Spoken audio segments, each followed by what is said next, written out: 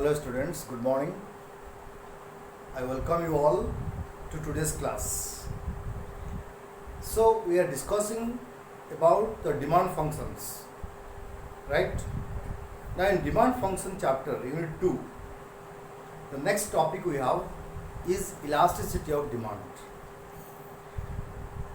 First of all, what is elasticity of demand? What are its types? And how can they be measured? Right? So first of all, what is elasticity of demand? The word elastic means change.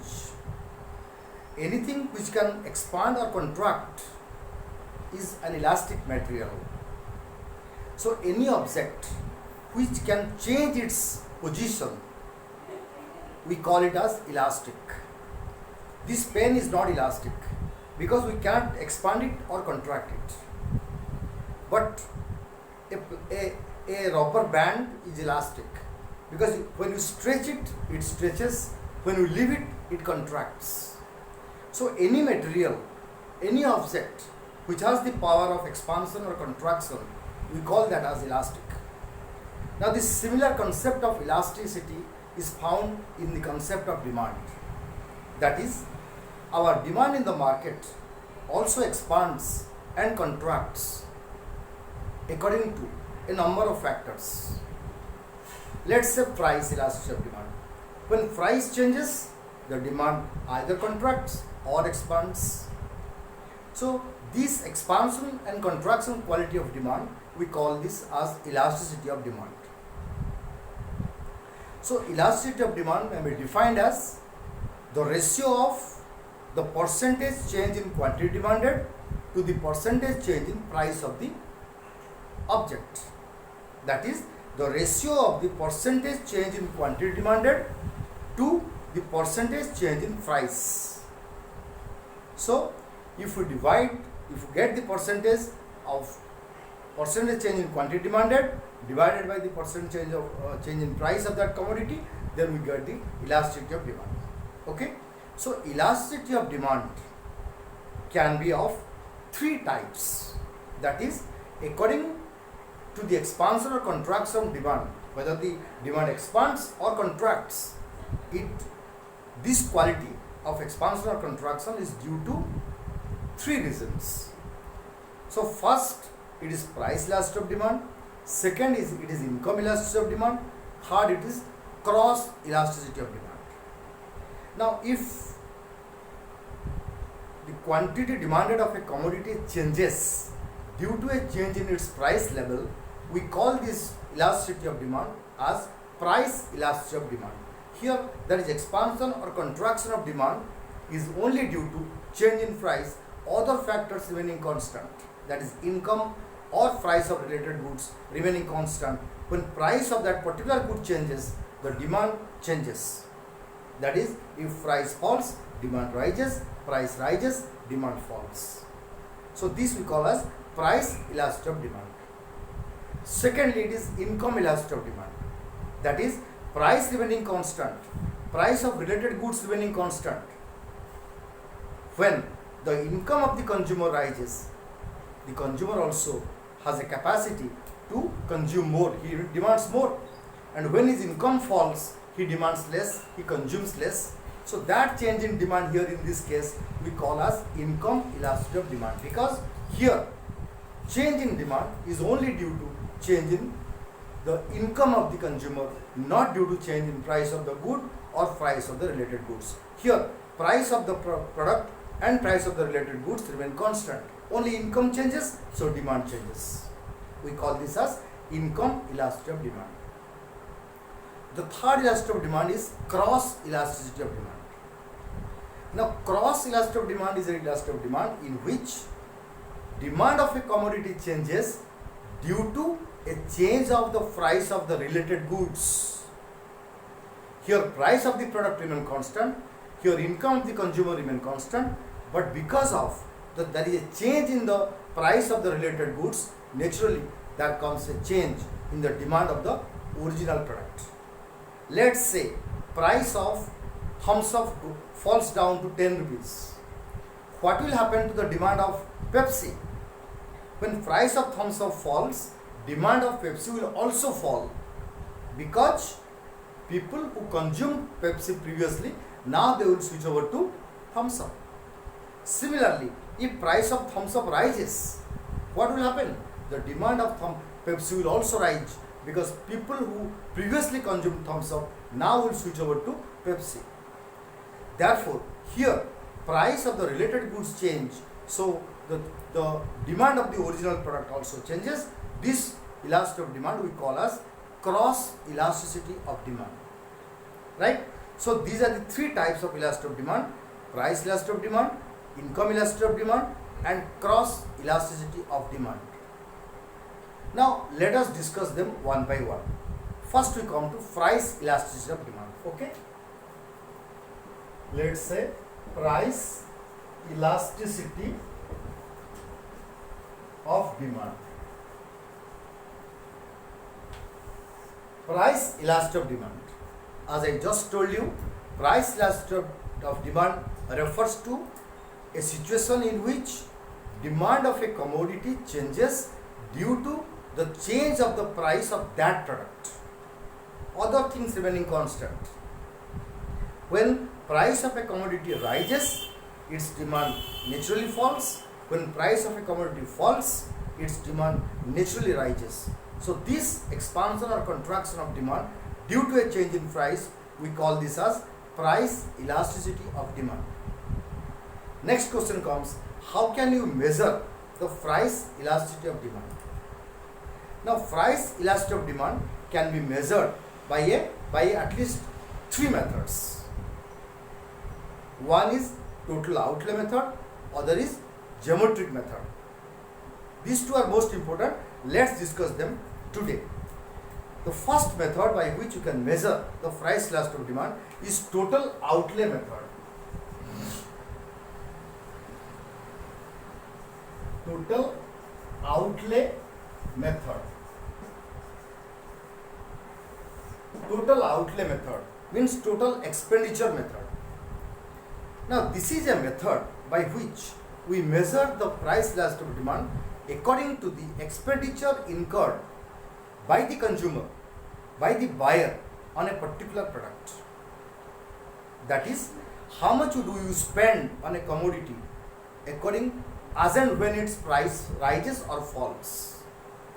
When the price of a commodity falls and when the price of a commodity rises, how much amount of money do you spend on that? Outlay means expenditure. So what is your total expenditure on a commodity when its price changes? That determines the elasticity of the commodity. Let us discuss it with an example. Let's say this is price, this is demand. Okay, this is elasticity of demand. Let's say price was 1 rupee, 2 rupee, 3 rupee, 4 rupee, 5 rupee, 6 rupee, 7 rupee, 8 rupee, 9 rupee, 10 rupees.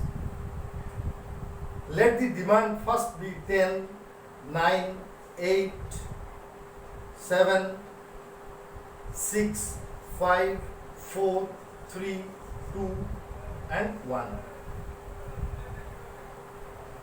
Now here let's say total outlay, and here we say elasticity of demand. Total outlay means total expenditure incurred on that commodity. Let's say price was 1 rupee.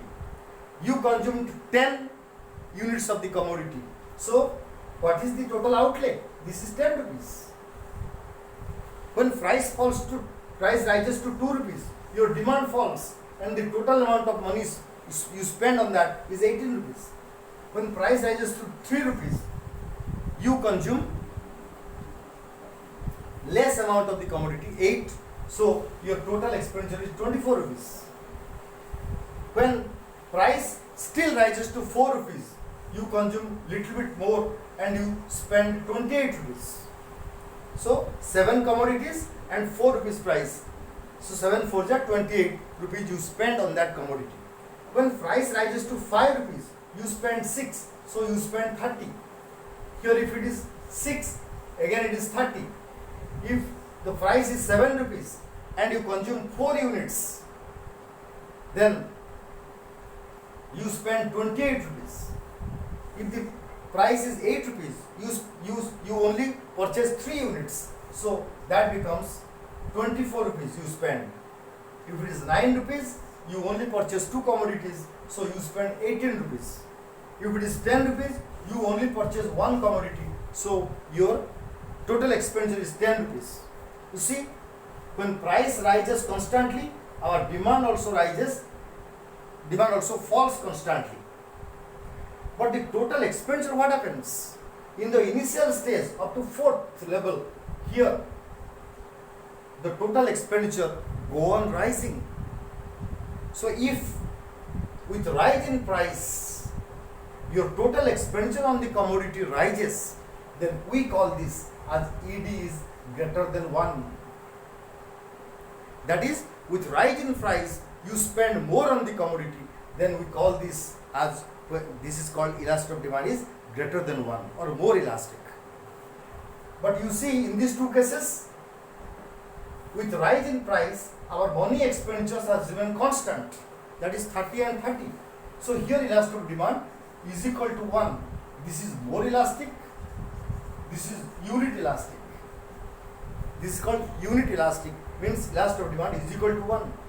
But when price rises and you spend less and less, that is, you spend here less and less. As the price rises, you consume less and you spend also less. That is from 28 to 24, 24 to 18, 18 to 10 rupees. So gradually you spend less and less. So here we can say elasticity of demand is less than 1. That is, it is less elastic. In the first case, it is more elastic. In the second case, it is unit elastic. In the third case, it is less elastic. Okay? So like this, you can measure the elasticity of demand according to the change in expenditure in yourself, according to change in the price of the commodity. Now, if you want to draw it in a diagram, you can draw it like this.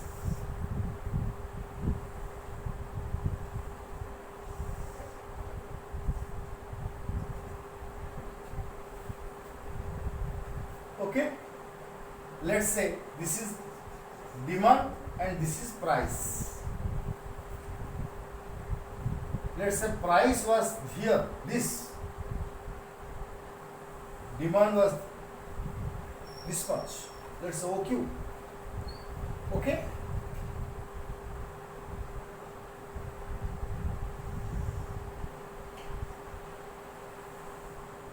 OQ1.